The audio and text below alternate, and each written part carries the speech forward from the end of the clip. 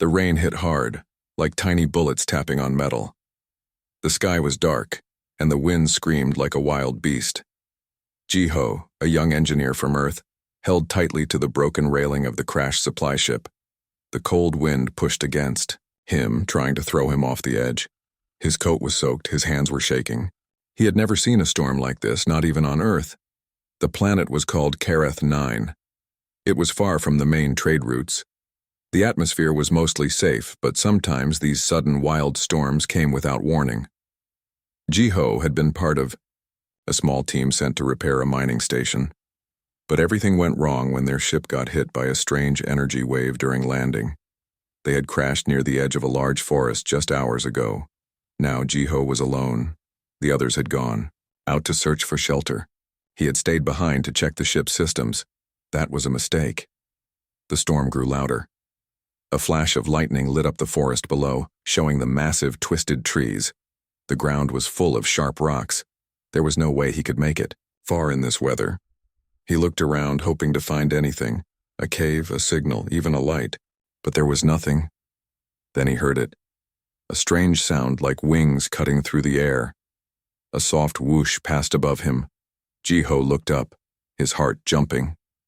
At first he saw nothing, just the dark clouds and flashing skies.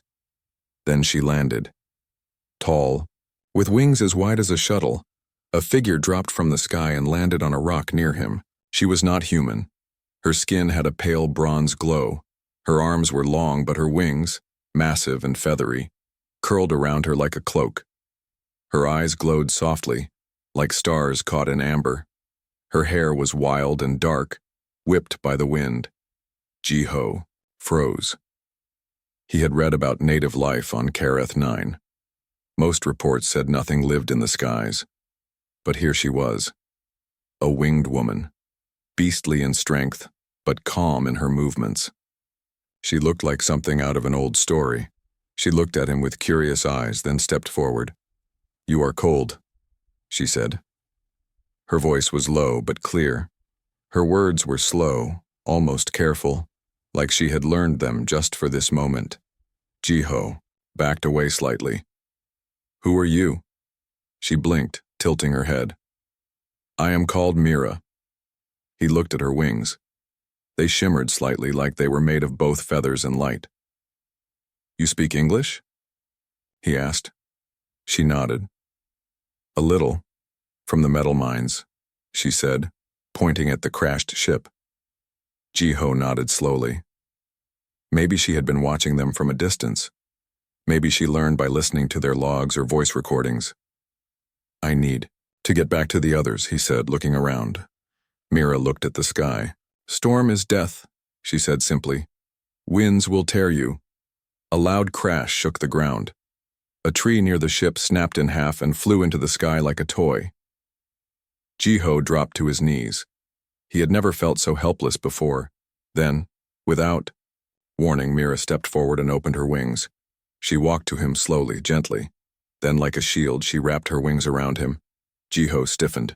Her feathers were warm, much warmer than they looked. They smelled like wildflowers and wind. "What are you doing?" he asked. "Keeping you," she said. "Safe?" He was confused. "You don't even know me." She looked at him again. "I know you are small, weak, but kind. You try to fix broken things. That is enough." The wind howled again. This time the sound was so loud it hurt Jiho's ears. But inside her wings, everything was quiet, calm, like being inside a soft cave.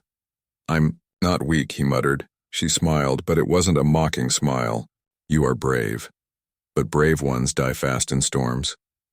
Jiho didn't know what to say. So he stayed still.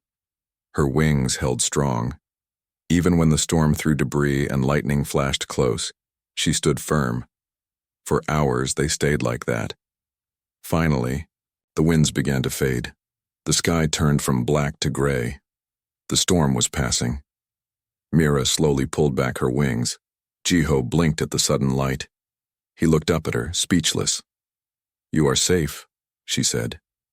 Jiho looked around. The ground was wet, Trees were broken. His ship was even more damaged than before, but he was alive. "Thank you," he said.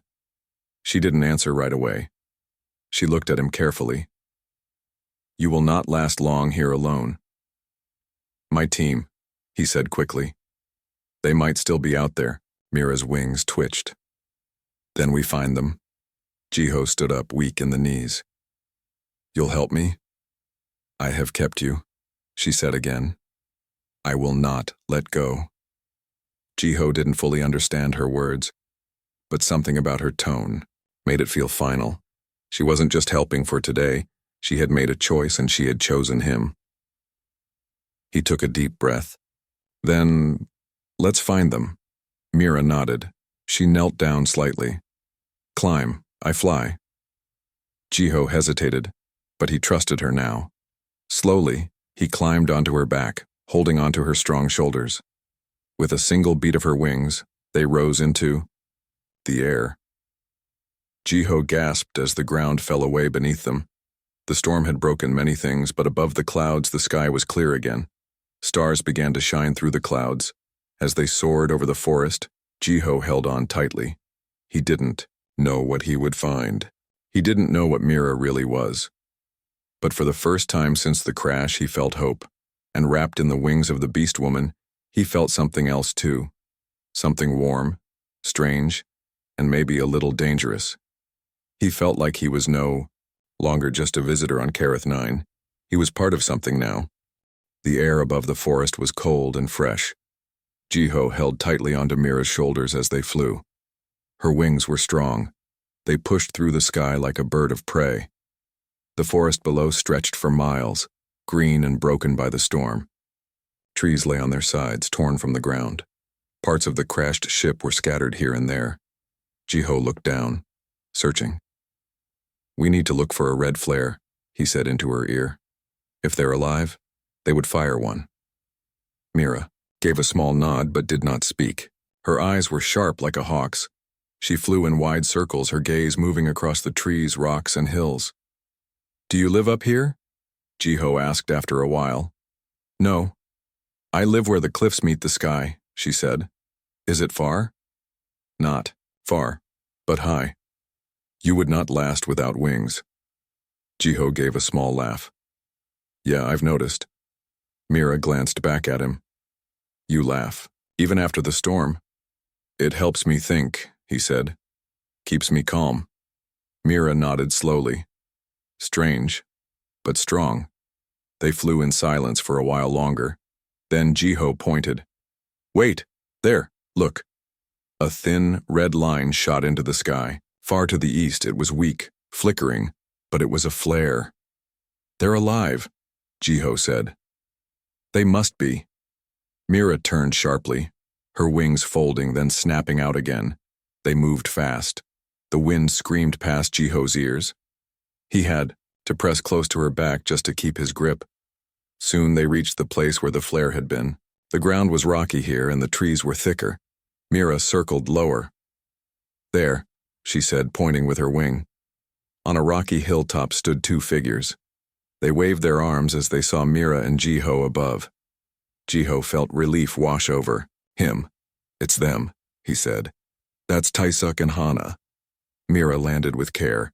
Her wings folded behind her. Jiho slid off her back and ran to his friends. Taisuk was a tall man with a scratched helmet and a limp in one leg.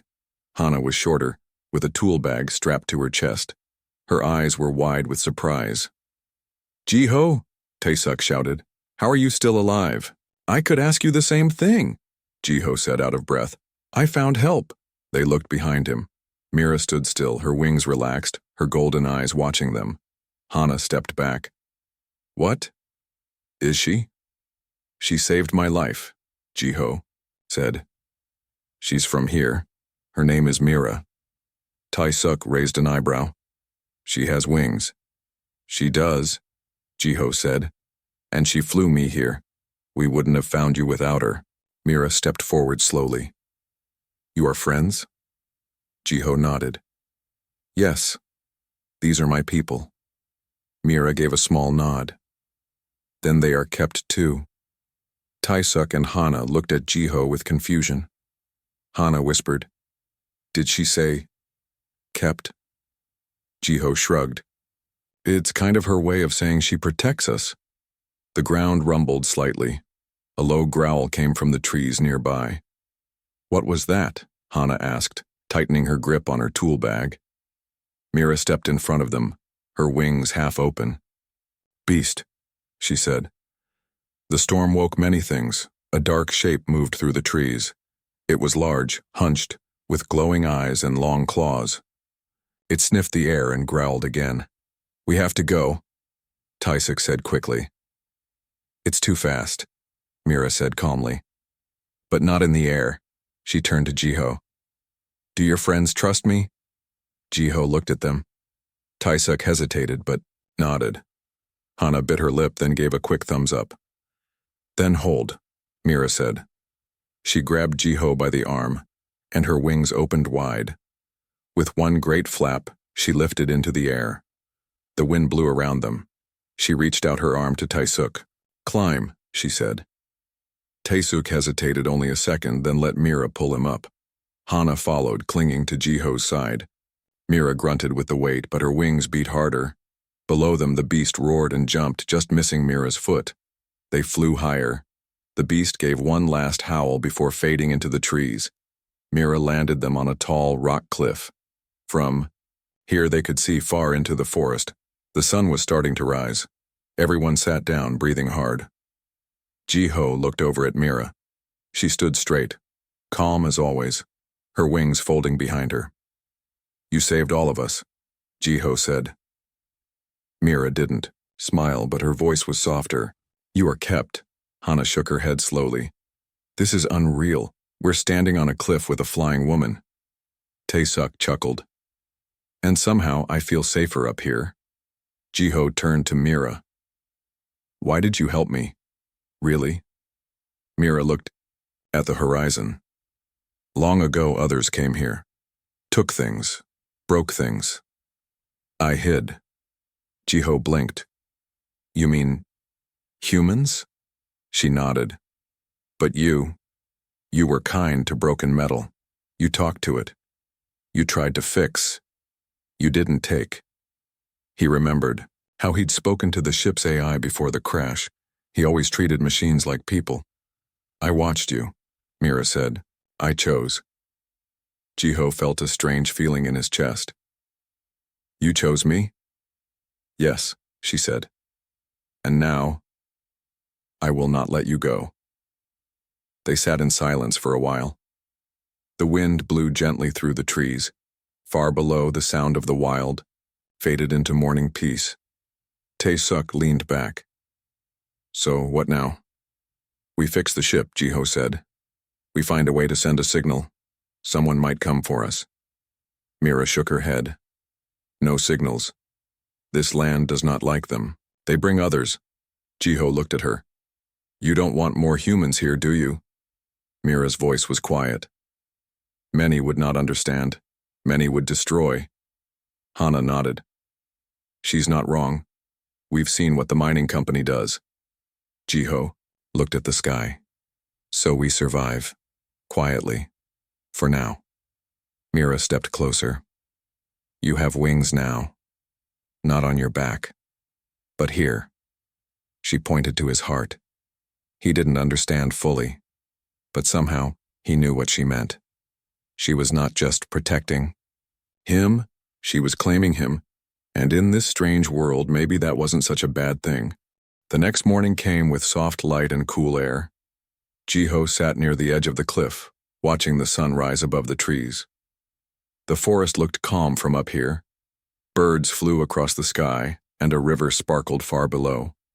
It was hard to believe that monsters and storms had almost killed them just one day ago.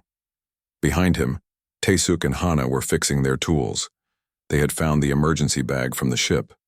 It had water, food bars, and a few small devices, but nothing that could call for help. The storm had broken all their comms. Jiho looked over his shoulder. Mira stood nearby, her wings folded like a cape. She was watching him. "You do not sleep much," she said. Jiho gave a tired smile. Hard to sleep on a rock. She stepped closer. You are not used to the sky. No, he said. But it's beautiful. Mira nodded.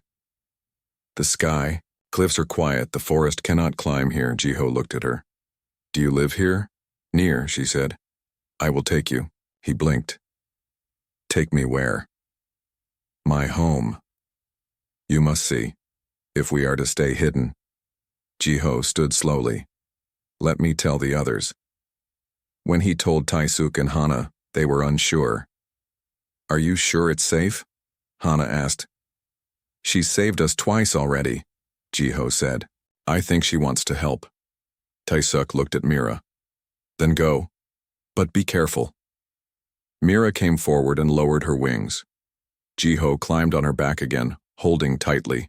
With one strong beat of her wings, they lifted into the sky.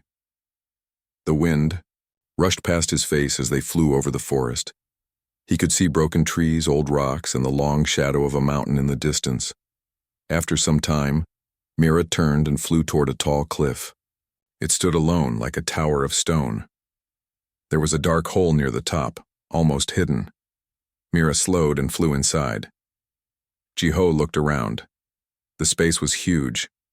The cave was filled with soft light coming from glowing stones.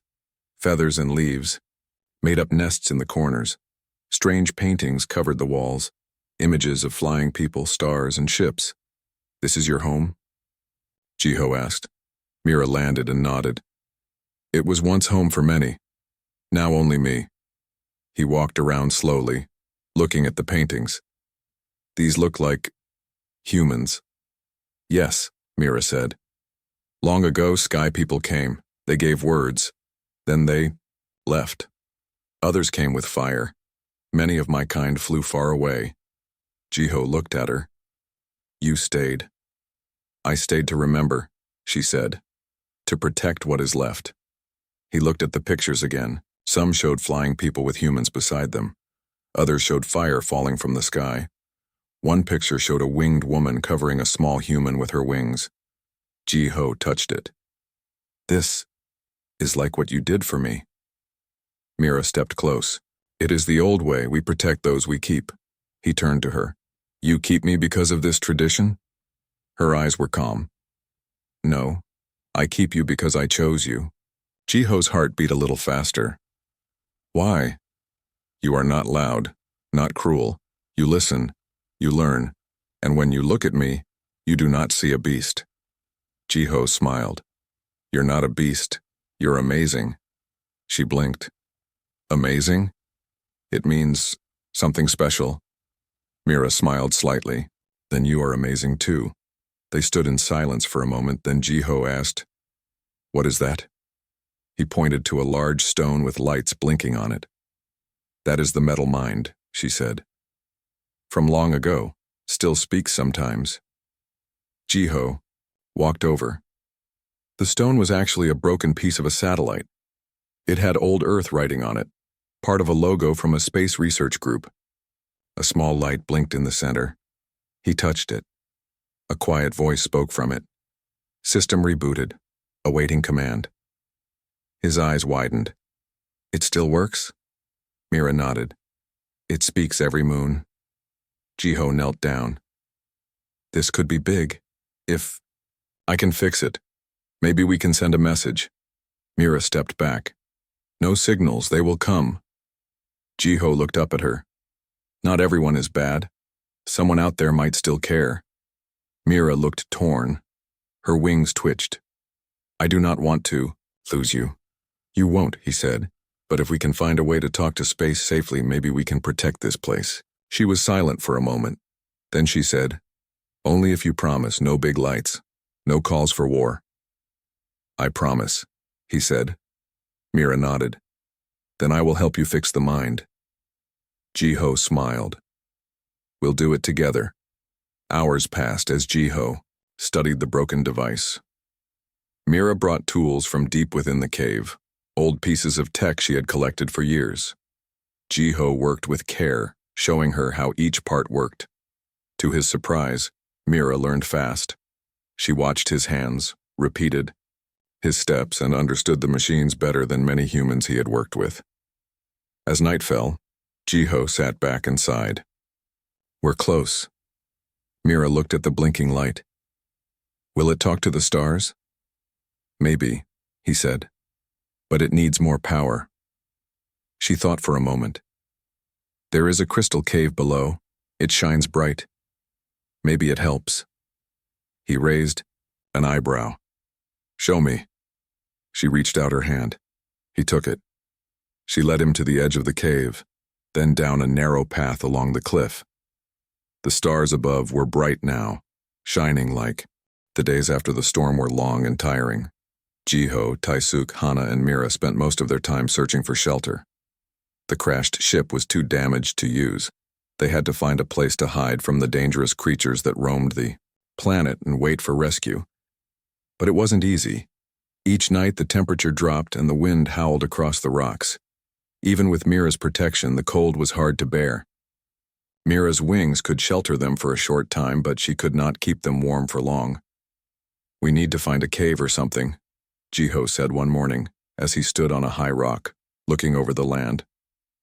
Somewhere safe. Mira had already been flying for hours, scanning the forest below. She turned to Jiho and nodded. There is a place far from here, but it is dangerous. Dangerous? Taesuk asked. How? Mira did not speak at first. Her wings folded against her back as she landed beside them. The creatures of this land, she said slowly. They live in caves. They are not friendly. Jiho frowned. What kind of creatures? Large, with many eyes. They will attack if they feel threatened. Hana shivered. That sounds terrifying. It is, Mira said, but it is the only place where we can be safe, for now. Jiho looked at his team. They had no choice. They needed shelter. We don't have many options, he said. Taesuk nodded. All right, let's go. We don't have much time before nightfall. With Mira leading the way, they set off across the rocky terrain. The forest was dense with trees that looked twisted and ancient. The air was thick with the smell of wet earth and leaves. Mira flew low, her wings barely brushing the tops of the trees as she kept watch from above. Jiho, Taisuk, and Hana followed on foot, moving as quickly as they could. It was hard going.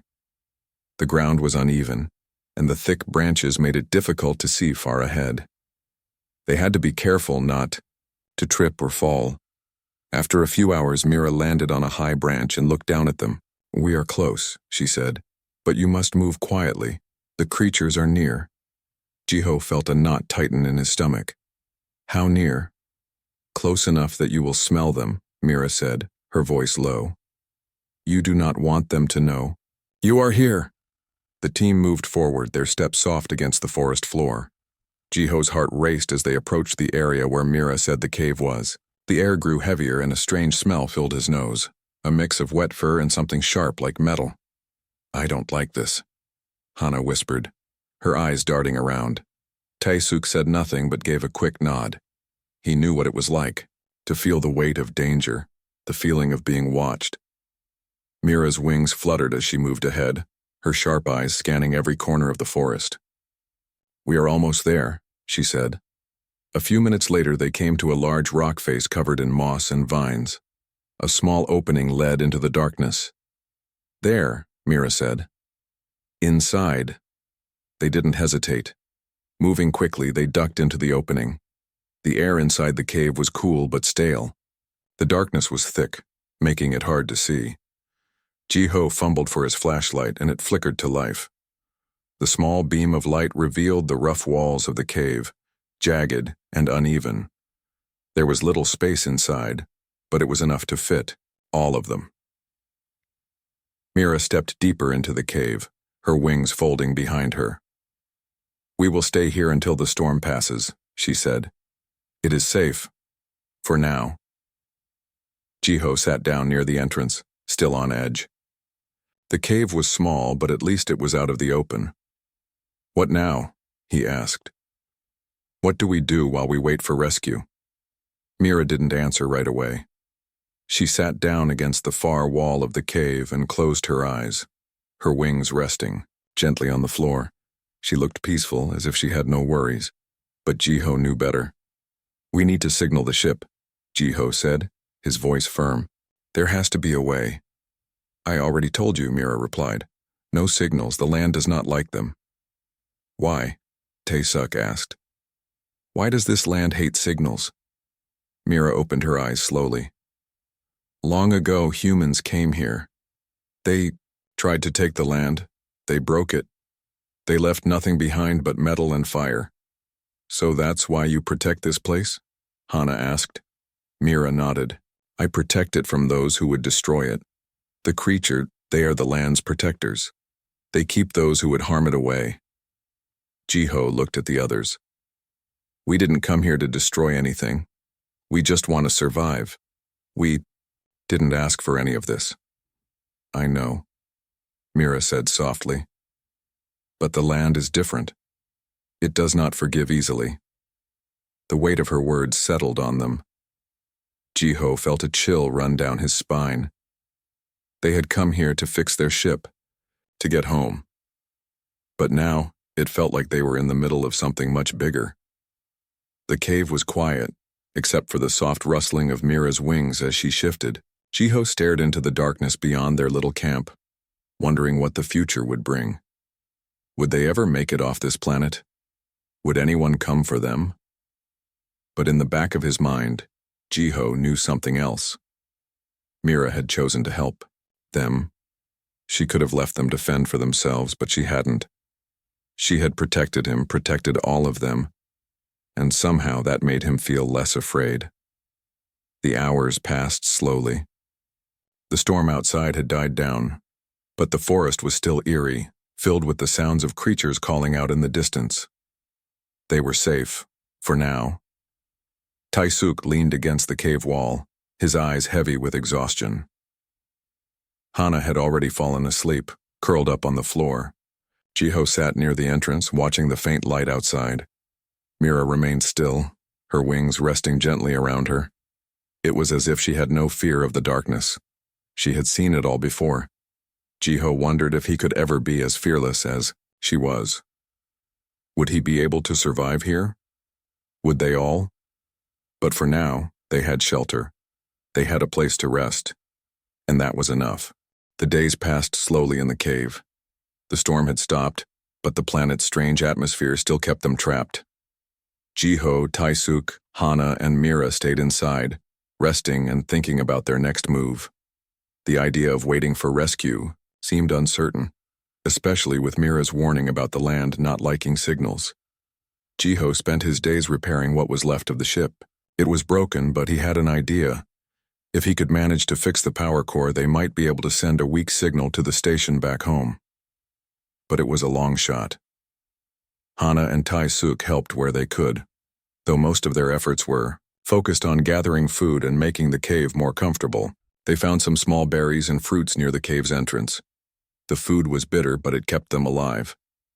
Mira remained mostly outside, flying overhead and watching for dangers. She would return to the cave every few hours to check on them, but it was clear that she was not at ease. She had a sense of urgency in her eyes that Jiho couldn't ignore.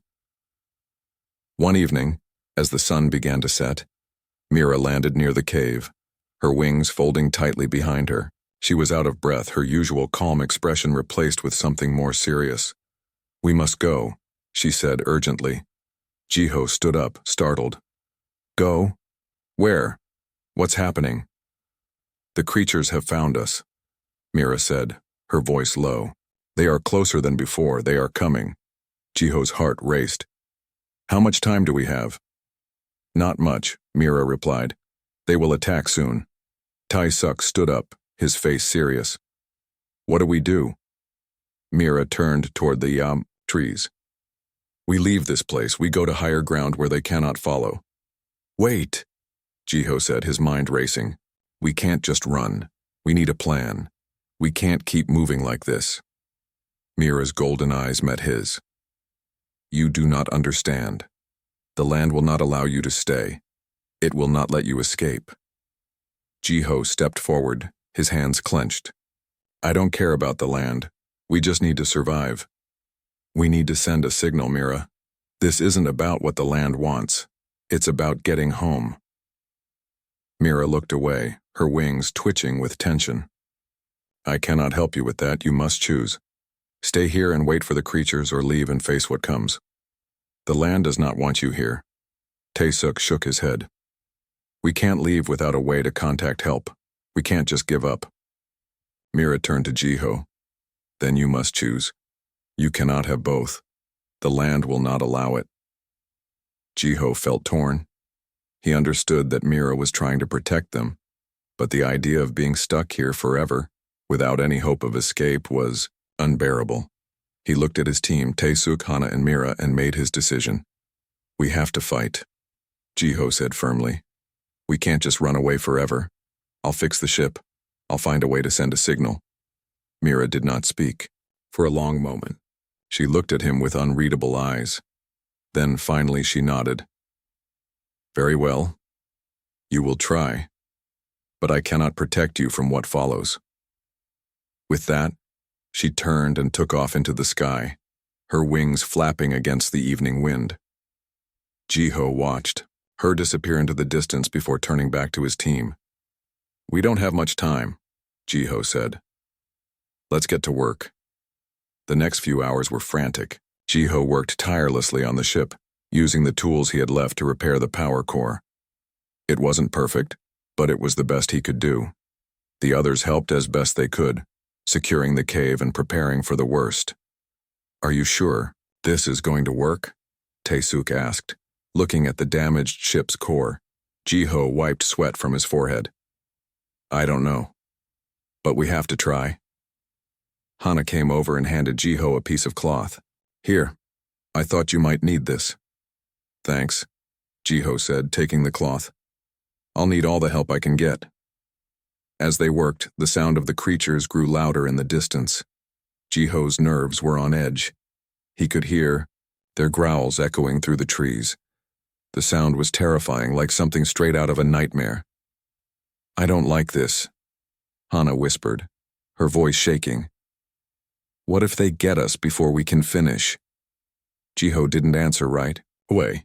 He focused on the power core, tightening a screw and checking the connections. We just have to keep going. We can't stop now. The minutes felt like hours. With each passing second, the creature's growls grew louder. Jiho's hands shook as he connected the final wires to the power core. There, he said, stepping back. It's ready. Now we just need to power it up. He pushed a button and the ship's lights flickered to life. A low hum filled the air as the systems powered on. We did it, Tae-suk said, a relieved smile on his face. It's working. Jiho didn't feel the same sense of relief. He knew this was just the beginning. The creatures were getting closer, and they had no idea how much longer they could hold out. We need to send the signal, Jiho said. Now. He quickly set up the transmitter and activated it. A faint signal beeped through the ship's speakers. This is it, Jiho said. Now we wait. The hours passed slowly as they waited for the signal to be received. The creatures were still out there lurking in the forest. Jiho felt like he was holding his breath, waiting for something to happen. Suddenly, a loud roar echoed through the trees. The ground trembled beneath their feet. They're here, Hana said, her voice filled with fear. Mira appeared just in time, her wings cutting through the air as she landed near them. They are coming, Mira said urgently. Get ready. Jiho stood by the ship, his heart racing. The signal had been sent. Now all they could do was wait for rescue and hope that it would come in time.